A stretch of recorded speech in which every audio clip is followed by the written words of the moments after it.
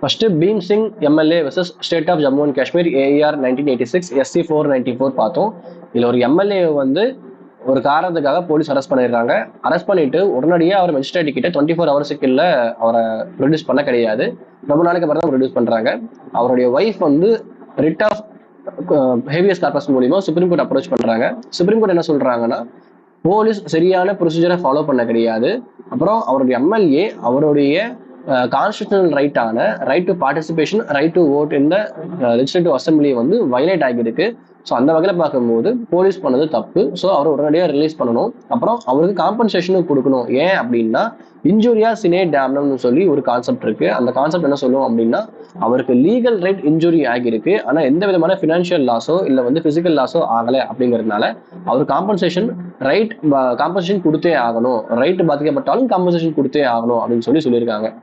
ஏன்னா ஜென்ரலா ஒருத்தருக்கு பினான்சியல் லாஸ் ஆயிருந்தாலோ இல்ல வந்து பிசிக்கல் லாஸ் ஆயிருந்தாலும் மட்டும்தான் காம்பன்சேஷன் அப்படிங்கறது கொடுப்போம்.